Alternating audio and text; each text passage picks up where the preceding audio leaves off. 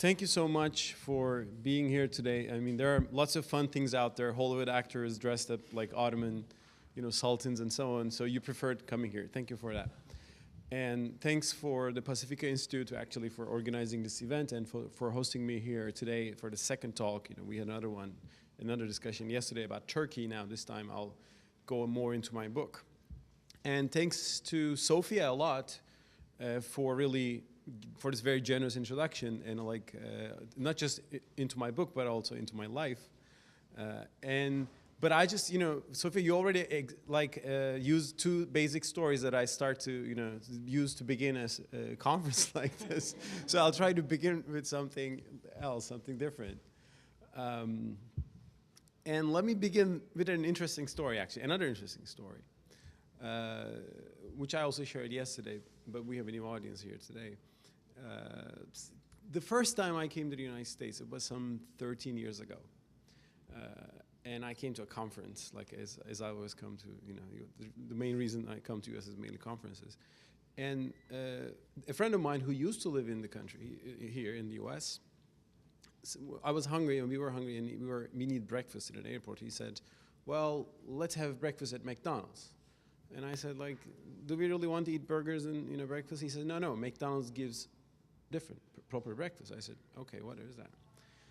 Then we went there and we take this some standard menu for breakfast, I don't know its name, but there was pancakes in it. And that was the first time that I saw and tasted pancakes. And I simply fell in love with pancakes. I said, this is the greatest thing ever. I have never eaten this before. And so the next time I come to the States, I was desperately hoping to eat pancakes again. But I thought pancakes was an exclusive McDonald's product. So for the first few days, I again looked for a McDonald's before 10:30 to find the pancake. But then I was in New York City then, and I was walking and I saw a restaurant saying pancakes. I said, they stole the idea from McDonald's and they copied it everywhere. Later on, I learned, that pancakes are a larger phenomenon. And I've even tasted homemade pancakes, which were better than everything. And I think that's my silliness, a little story there, back there. But I think it shows that a culture, when you first face it, can be sometimes misleading. At least you might not fully grasp the realities of a culture. And the misperception about the origin of pancakes is a minor issue. It's really not important. And you figure it out easily. It just takes a little walk in a city to see that you're mistaken there. But mistakes or misunderstandings about the values of a culture, about the history or the practices of a religion particularly, is more serious, and it's sometimes harder to overcome those misperceptions. And I would say, I think in the Western world today, there is an understandable and justified concern about some of the radical elements within the Muslim civilization. Some angry Muslims who have done some horrible things, such as the 9/11 attacks, which Muslims throughout the world have denounced as something, an unspeakable crime against innocent people, and it's a crime that puts stain on our faith. But that really is not what the majority of Muslims believe and think that is the true values of our faith. And that really doesn't represent the 14th century long history of a whole civilization, a Muslim civilization. But still, I mean, if we leave that issue of terrorism aside, which is very marginal, I mean, a sympathy for terrorist acts such as that is very, very marginal, any support for that in the Muslim world. But there are there are broader issues. There are some broader problems. And some of these problems are the problems that I try to discuss in my book, try to deconstruct in my book, and try to understand where they come from. These are the problems about an authoritarian approach to some religious questions. And, Sophia's, summarized it well. Is it music out there? It's fine. Yeah, we can do nothing about it. So, okay. Oh, yes. Sorry, I didn't hear it. Sorry. It's called to pray. As Sophia summarized, one story, which was actually striking for me, was a passage that I read when I was at the age of 9. A passage which said, when your children don't start to pray, beat them and make sure that they pray. And when I was a kid, I saw that, and that made me nervous, way back. But even then, I had noticed that it was not a passage from the Quran, it was not a verse, but it was something else, some other part, some other aspect of the Islamic tradition. And I think that insight is important to keep in mind, because Islam, like other monotheistic religions, Islam, like other religions with a scripture, began with a revealed text, a text that Muslims believe it's revealed, and I believe it's revealed. Like Christians believe that Jesus Christ spoke the word of God, or Jews believe that the Torah brought the commandments of God. Then that text was understood by people, and it unfolded in history, and was understood and interpreted in various ways. And throughout this process, many customs, pre-existing customs, attitudes, mindsets became mixed with religion. This is in many ways normal. I mean, if people understand a text, a divine text, they get inspired by it, but they sometimes keep on living as they are. And this is only natural. But it becomes a problem when we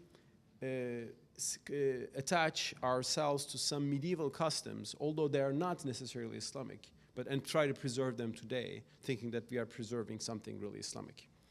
Now, one horrible example of this, for example, yeah, you're welcome, sir. Welcome. Thanks for coming. One example of this, for example, this confusion of tradition of men, as Jesus said in the New Testament, with the Word of God. That confusion is, for example, a practice that is unknown in Turkey, that is unknown in most parts of the Muslim world, but is very popular, unfortunately, in Northeast Africa, called female genital mutilation. It's a horrible practice, very painful, and totally wrong. Just to cut somebody's body and take an organ off. And what is important is that for Muslims who practice this in North Africa think that this is religiously justified. But if you look at the Quran, there is no reference for that ever. And actually, in the Quran, there are verses which says God's creation should not be changed by men. In other words, you should not really, change people's biology because God created it that way. When you look at other, again, Muslim cultures and societies, you don't see that. What's more important is that in the same area, Northeast Africa, if you go and see who's doing this, well, there are Muslim communities, but there are also other communities like the animists. Even some Christians in Ethiopia were practicing the same thing until very recently. Even a Jewish tribe in North Africa is known to have practiced female genital mutilation for quite until recently. So apparently there is a custom in the area which people think it's the right thing to do because it's their tradition, and that becomes mixed with religion, but ultimately it's not religious. And it is easy to see that when you look at an example like female genital mutilation, because it's really not in any basic Islamic texts, and it's unknown in most parts of the Muslim world. But are there other attitudes, in contemporary Muslim cultures, which Muslims think is a commandment of Islam, but are actually cultural attitudes, historical attitudes, or interpretations of Islam based on a particular context? And that is also important because Islamic law began, right after the Quran. As Muslims, Islamic law was created, gradually by medieval scholars, and they look at the Quran and the practices of Prophet Muhammad, but they also thought in their own time and milieu. They look at the world, they saw a basic, reality, and they tried to interpret Islam according to that reality. For example, the famous division between house of war and house of Islam, those two terms. I mean, if you start to discuss Islam and politics, these are the terms that you will come up eventually.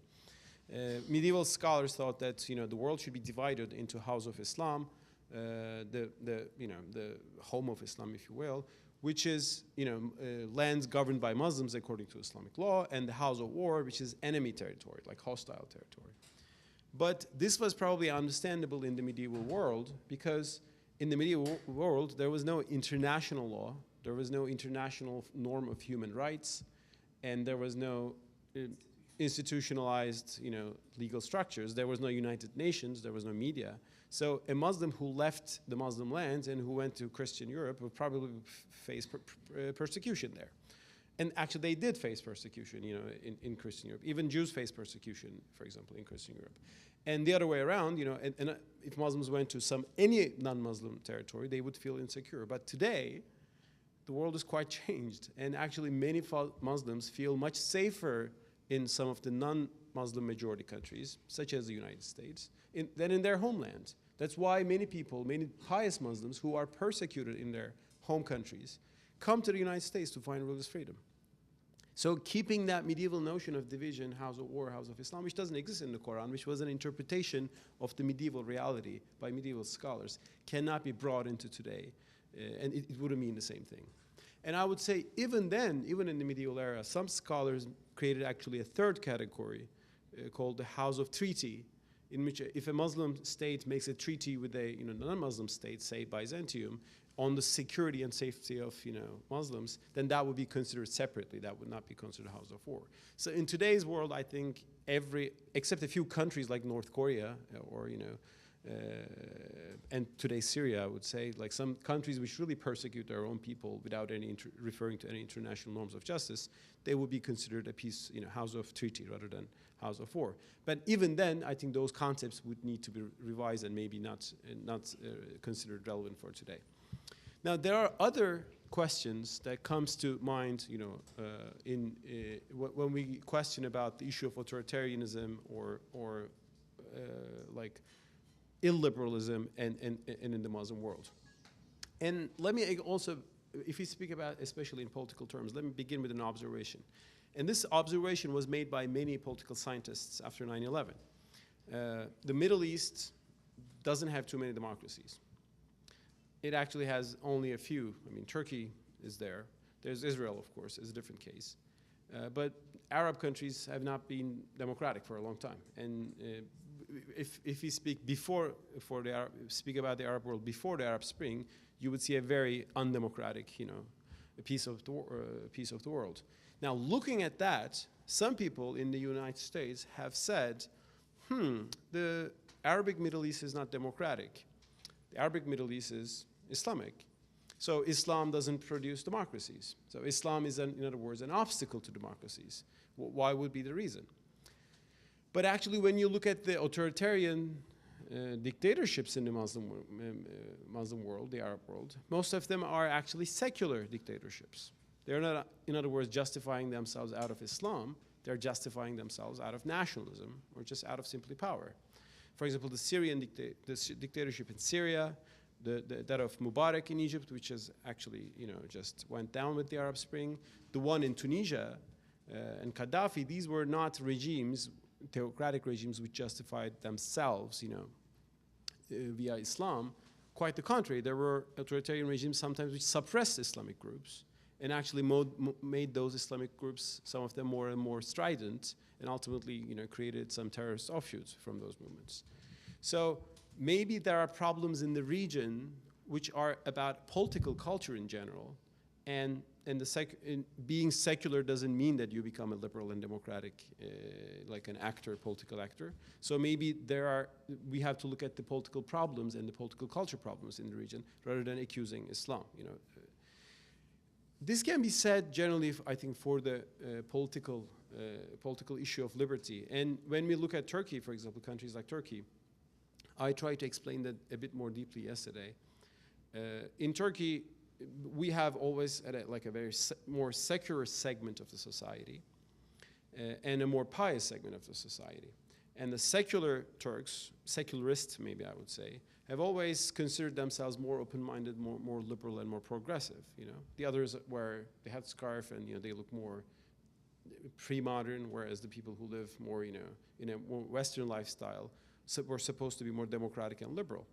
But in the past 10 years, we saw that the Turks who resisted reforms for minority rights, reforms for individual freedom, reforms for Kurds, or reforms for non-Muslims, came more from the secular camp rather than the more from the Islamic-minded camp.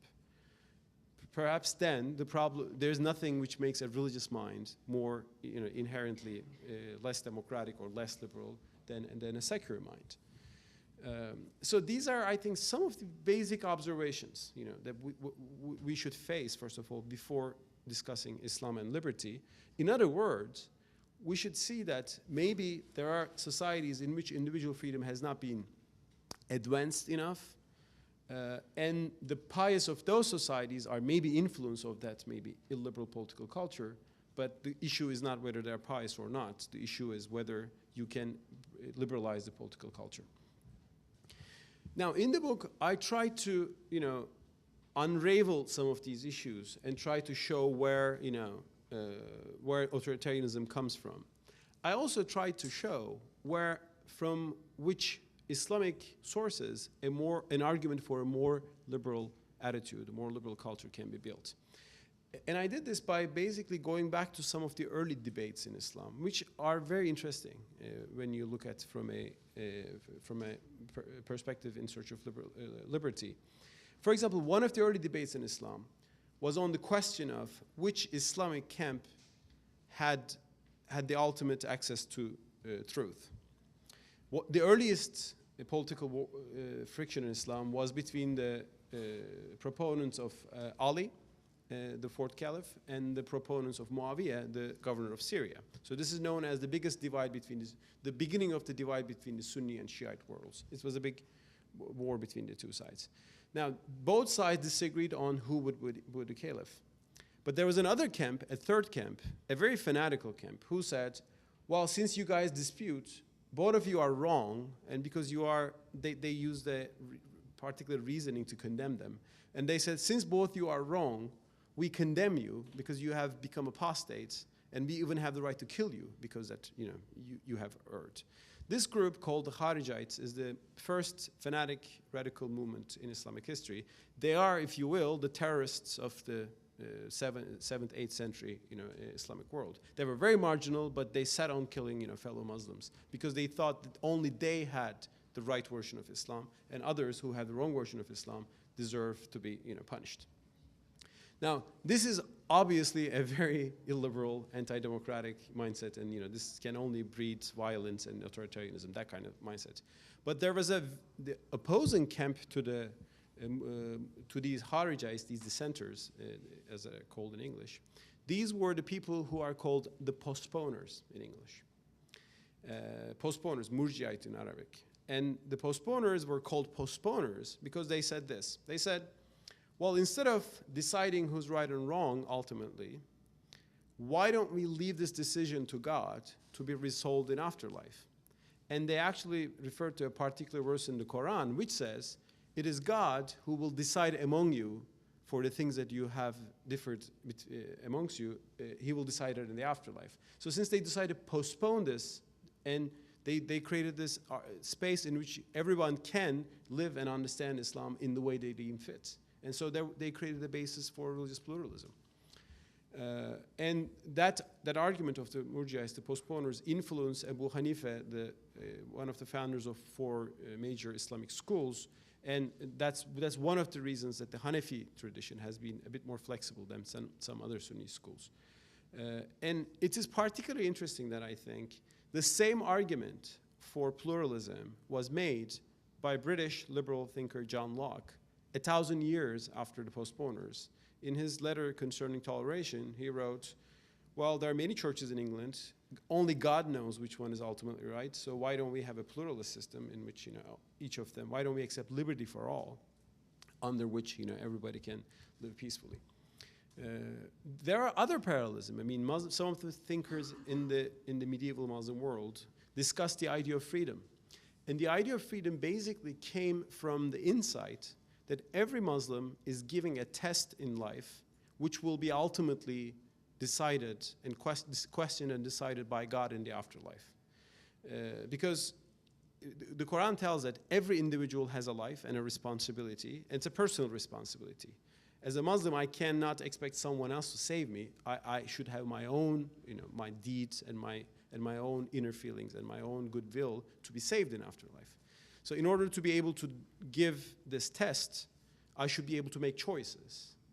And based on that reasoning, some Islamic scholars in the Middle Ages, and I touch upon them in the book, said that making religious choices and an environment which allows that is a must, for the evolution, for the flourishing of a genuine piety.